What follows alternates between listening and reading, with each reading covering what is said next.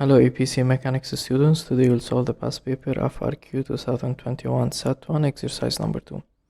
Then remember always that the figure appears above the text. A block of mass M starts from rest at point A and travels with negligible friction through the loop onto a horizontal surface. So at the point A we don't have initial speed because it's from rest, which means the initial kinetic energy at the point A is 0. Negligible friction, it means that we can apply the conservation of energy where the block makes contact with the spring of spring constant K is mg over 2r. So this is important that K is given in terms of m in order to apply the cancellation effect. Usually the cancellation effect is not applied whenever we have mix in masses, for example during collision, or whenever we have spring of stiffness constant K. The moment they set K in terms of the mass, which means we can apply the cancellation effect. All motion of the spring is in the horizontal direction. Point C is the highest point on the loop and point B is the rightmost point on the loop. Express all algebraic answers in terms of M, H, R and physical constants as appropriate. Now in part A on the dot below, which represents the block, draw an arrow that represents the direction of the acceleration of the block at the point B, and the figure above the arrow must start on and point away from the dot.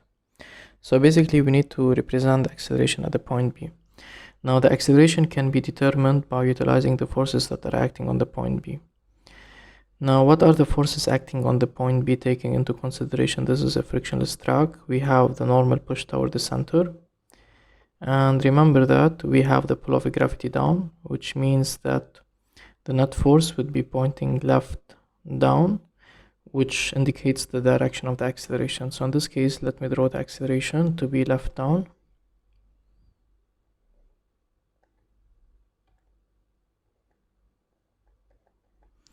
And let me say the pull of gravity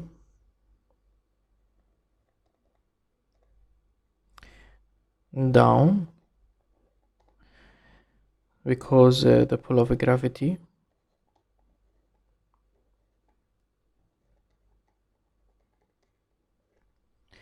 always points down. Now the normal push would be in this case left. The normal push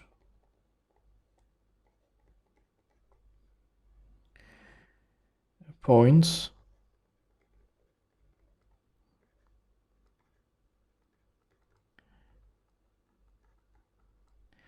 perpendicular to the surface.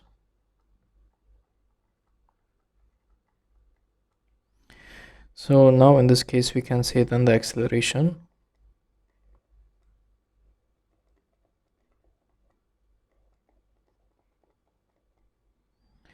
is down left,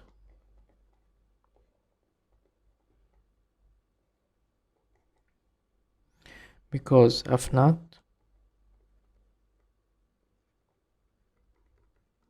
is down left. Perfect. Now let's continue. Derive an expression for the speed v of the block at the point B.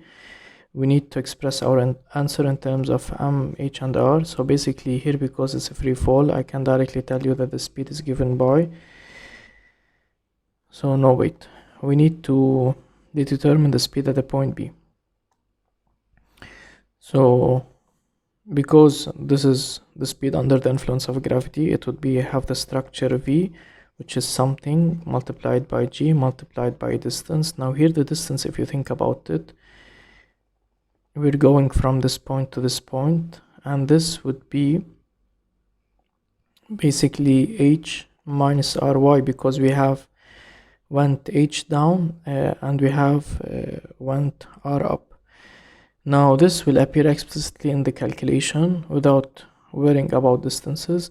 Now before, because we're interested in determining the speed v in terms of these and basically h, then we should think about the conservation of energy, and before doing so we need to set our p level. So let me say take the p level, let me write it here because we have no space. Take the p level,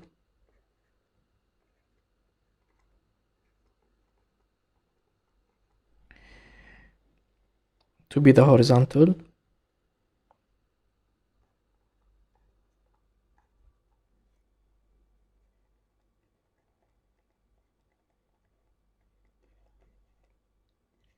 Passing through.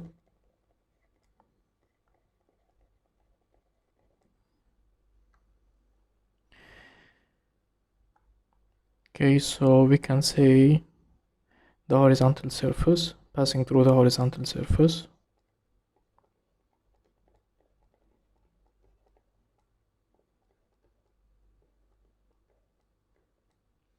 And now we can apply the conservation of energy.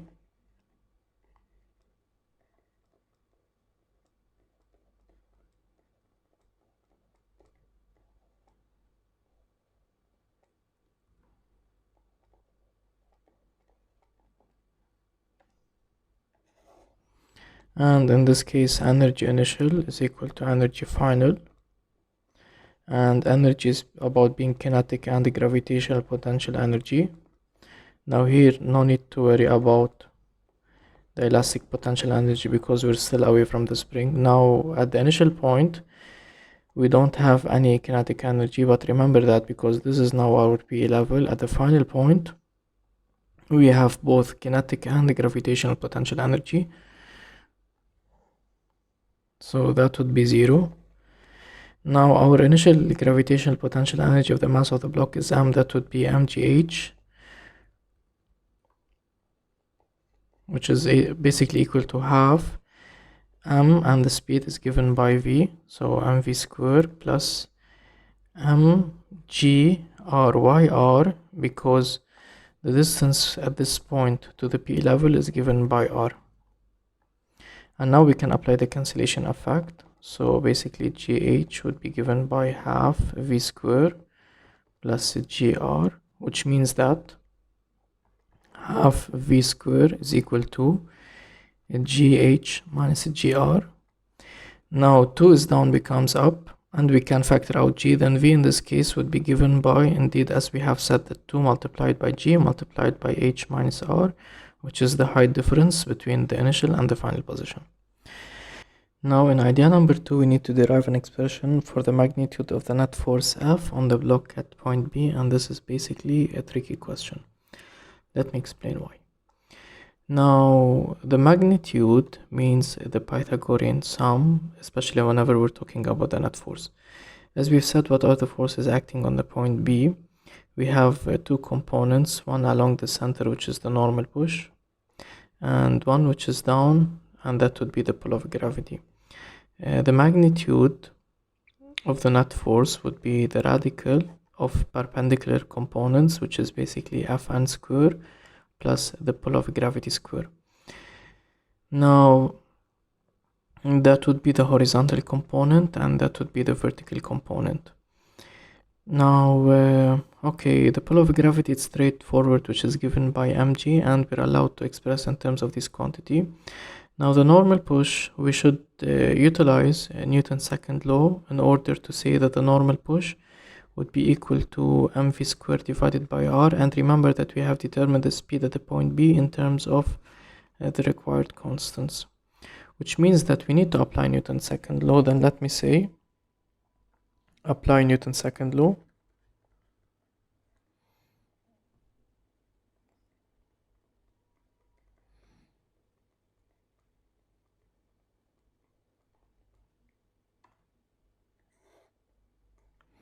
Which is basically F naught equals to ma, and here let me see the forces that we have. Let me write it in the following way. Okay, so the pull of gravity plus the normal push is equal to ma. Now let me start along the horizontal or along the centripetal direction.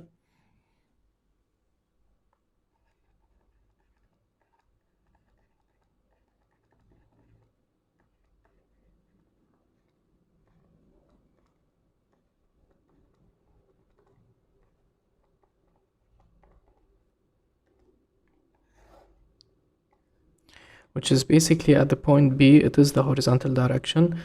Then here notice what I'm gonna do. I will say F naught horizontal, which is basically the centripetal, would be equal to, now the pull of gravity is 0, the normal push, it's pointing toward the center, and in this case it is considered to be the positive direction. Now whether negative or positive, it's not much important because we're gonna determine the magnitude, which is the Pythagorean sum. That would be the normal push, and we're interested in determining the normal push. That would be equal to MAC. Now therefore this is also equal, so let me continue here, given by mv squared divided by r, and that would be equal to m divided by r, and v is given by this expression, so that would be 2g h minus r, and here the power of 2 cancels with the square root. So basically this is the horizontal component of the net force. In order to determine the magnitude of the net force, again we need to determine the vertical component, and this is done by projection along the vertical.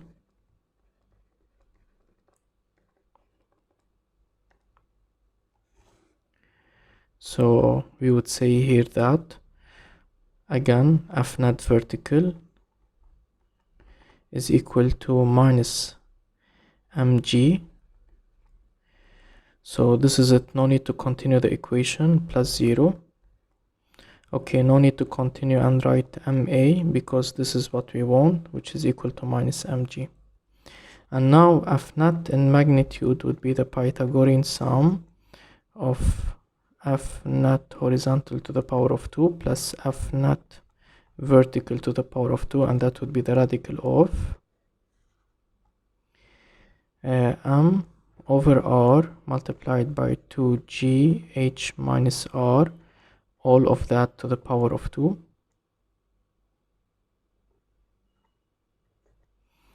plus, now the power of 2 cancels with the minus sign, that would be mg to the power of 2.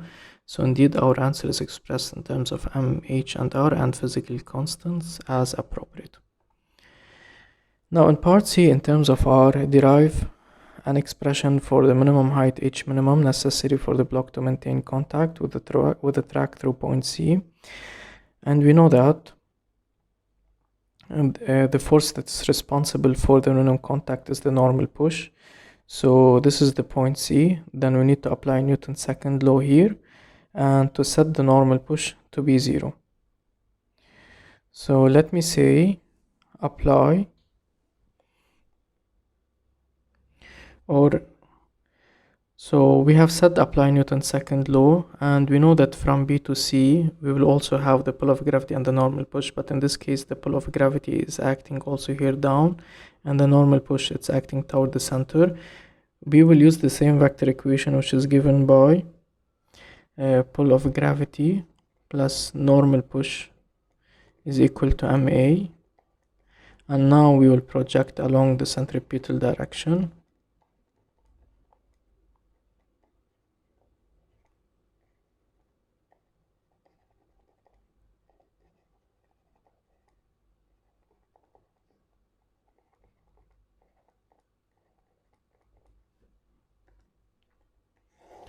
Now if you remember, the pull of gravity and the normal push, both of them are pointing toward the center, so that would be mg plus Fn is equal to mac, and because the minimum h minimum necessary for the block to maintain contact, so we'll assume that we're about to lose contact, that Fn is equal to 0, loses contact,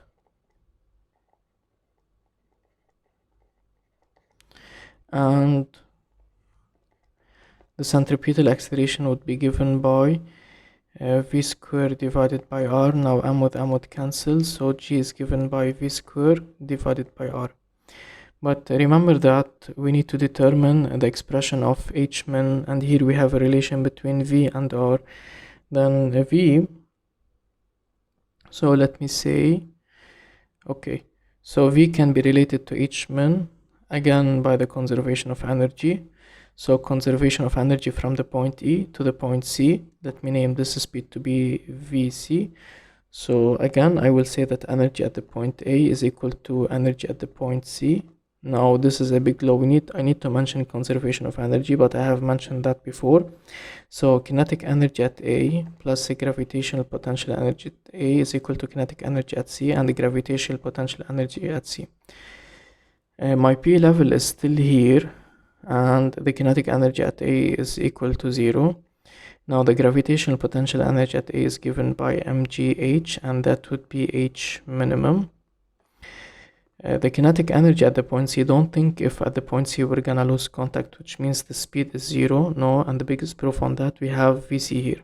So that would be half mv squared C, and the gravitational potential energy at C is given by the double of R. Then that would be the double of R. We can apply the cancellation effect here again. And notice now h min appears explicitly in terms of Vc, and we know what is Vc. Vc square is given by R multiplied by G. Now we can replace this expression down there. So therefore Gh min is given by half R multiplied by G plus the double of Rg. Now G with G would cancel, then H min basically is given by, here we can do the common denominator, times 2 becomes 4 plus 1, 5, then 5 over 2 R.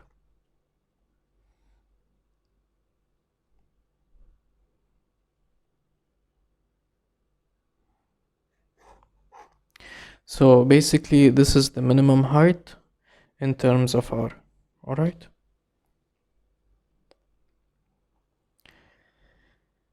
Now in part D,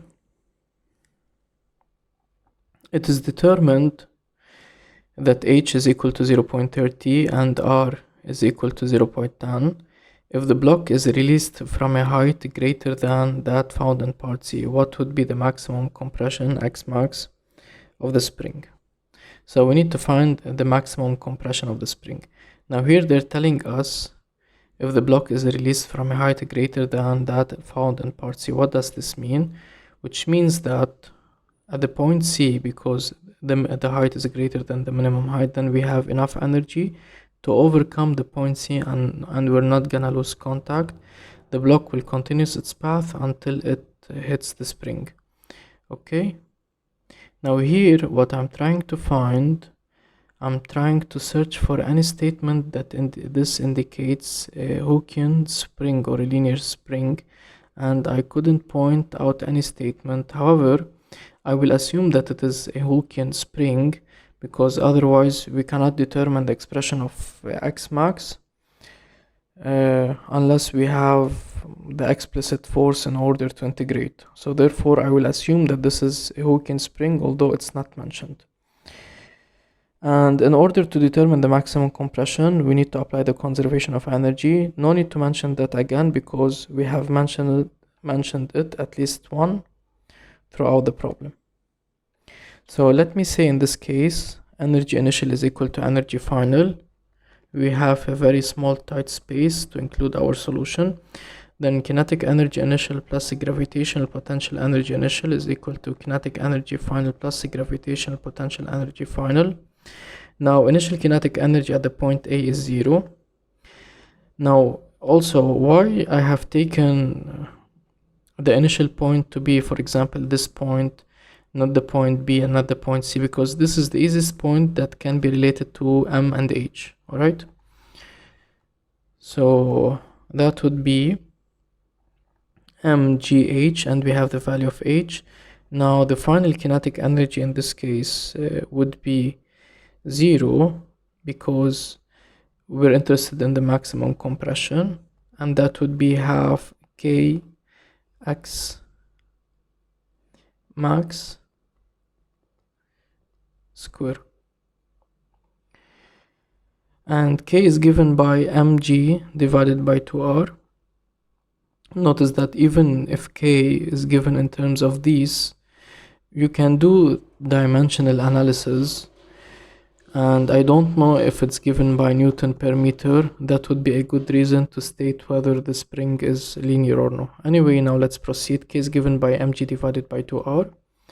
So mgh is equal to half mg divided by 2r multiplied by x max square. Now mg would cancel. Now that would be, so x max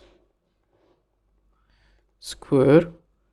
Now 4r multiplied by h, then that would be 4rh, which means that x max is given by the square root of 4. Now r is given by 0.1 in the SI and h is given by 0.3.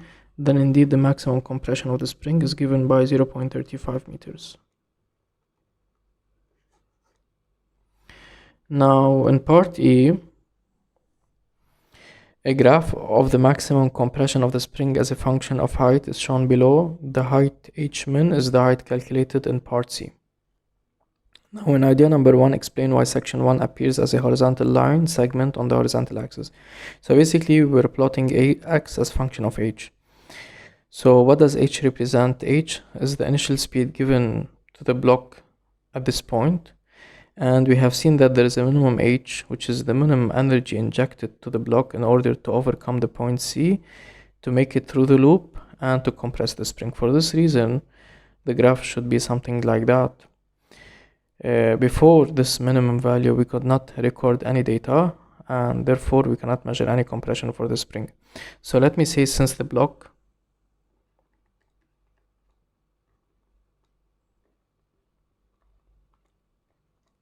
needs a minimum speed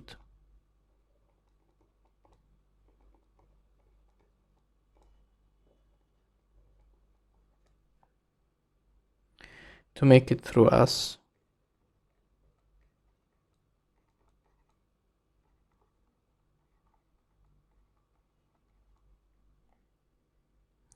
to make it through C, which is the point at the top inside the loop, then no data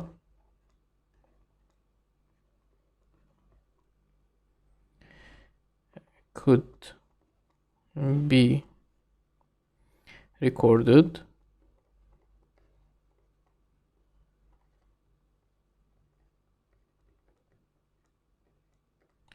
for section 1 because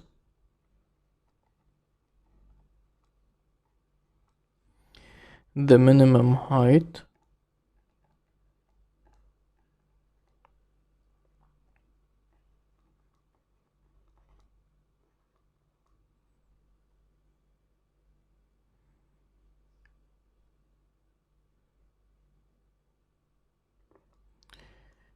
does not produce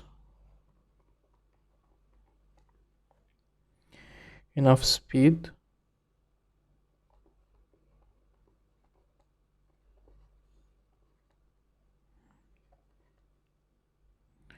to make it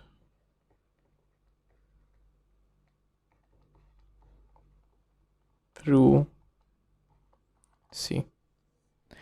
Now in idea number 2, explain the reason for the shape of section 2 on the graph. Now this depends on how does x depends on h. And if we refer back to the equation which relates h and x, you can see that x is basically a square root function of h. If you do the isolation and you do the square root, then x would be some coefficient multiplied by the square root of h. For this reason, the shape of the curve is gonna be something like that.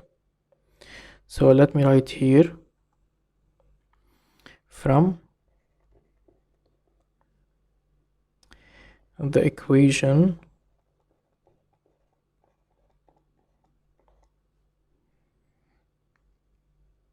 in part D,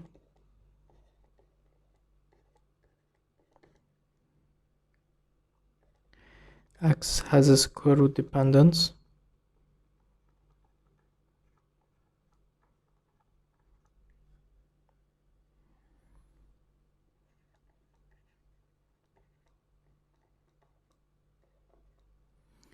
on h, then the graph would be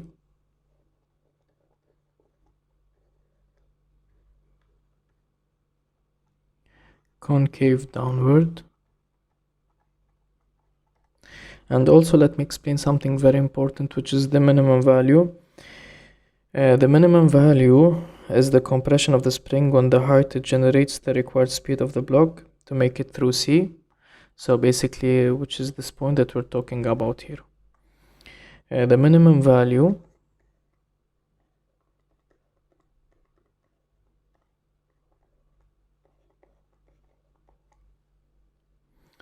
is the compression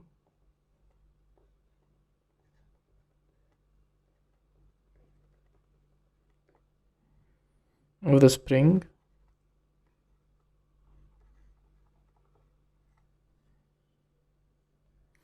when the height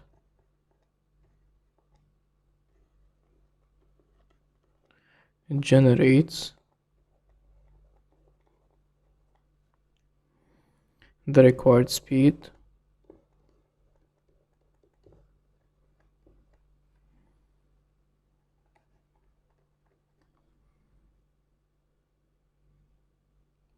of the block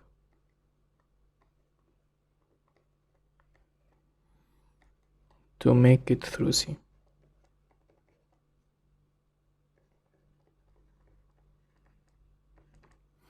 And that's it for me in this video, guys. See you soon in a new one.